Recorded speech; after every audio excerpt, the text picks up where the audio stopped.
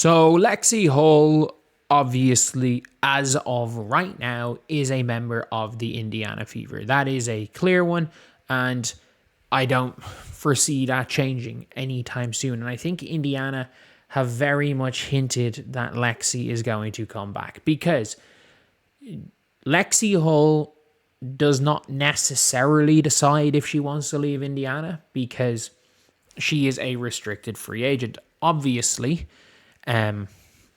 she's has her own choice. If she wants to leave Indiana, no one can force her to play. She can force a trade, or she can do an Elena Deladon and get her contract suspended and not play. All of those are literal options, but Indiana control her future due to her restricted free agency rights. The day the CBA got announced and people were trying to be capologists and talk about rosters, Lexie Hull in the building supporting the Pacers. Lexie was talking about her deal with the franchise. Lexie, she's staying, and that is what a lot of people are talking about. And look, everybody knows.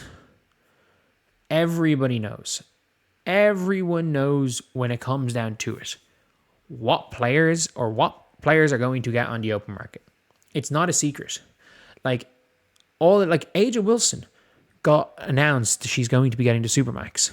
The CBA hasn't been signed yet, and they announced she got a Supermax. It was the first free agency news dropped. The CBA isn't going to be fully signed for another 12 days.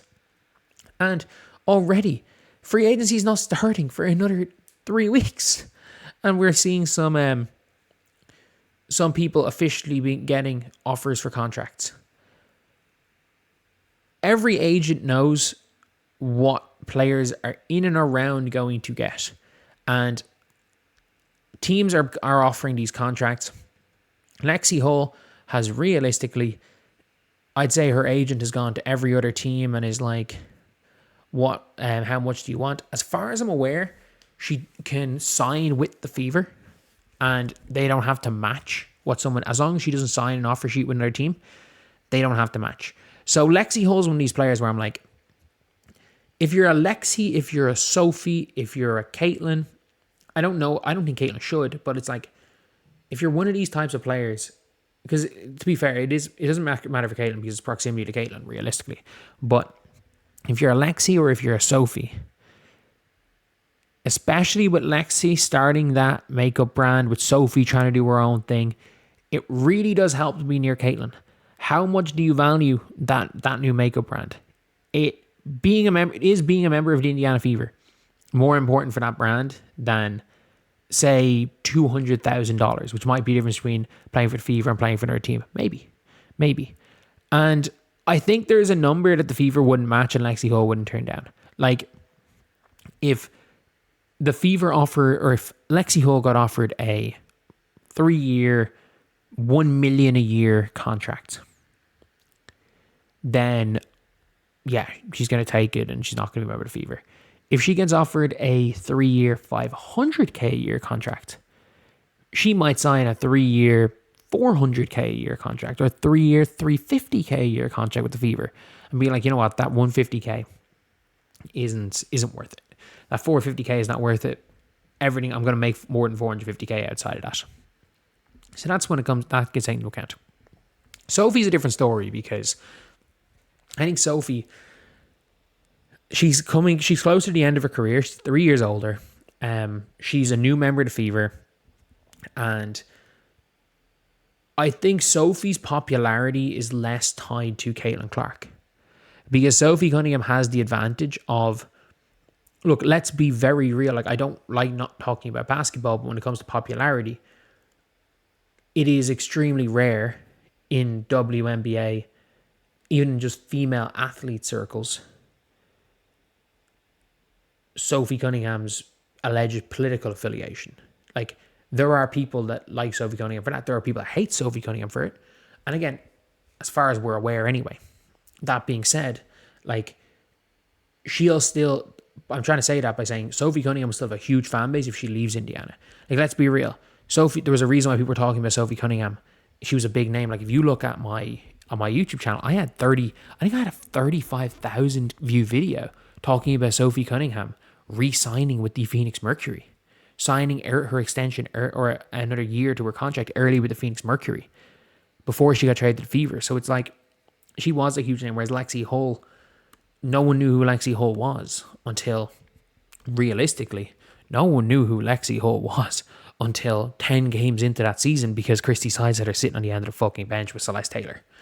That being said, look, I think it's better for everyone if Lexie Hull... It's hard to replace Lexie Hull because there's no like-for-like replacement. How important what Lexie Hull does to the team is, that's up for interpretation. You can say whatever you want about that, but we're being real here. That is up for interpretation. At the same time, what she does is impossible to replicate. You're not going to find another Lexie Hull. You're just not.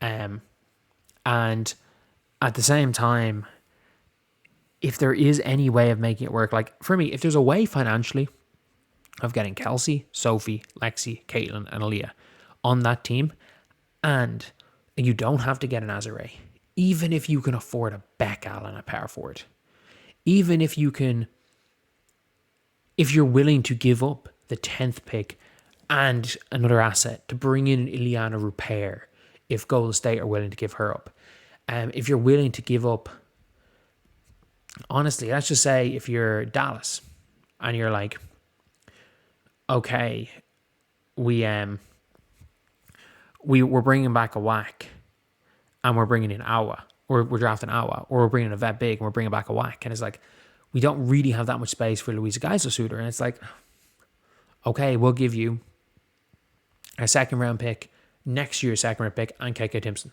We'll give you all three of those for Louisa Geisel-Suter, and Geisel-Suter maybe slots in at the 5 and move Aaliyah to the 4, and that might just get some spacing there. And Geisel-Suter like a mini Alana Smith, like that could work.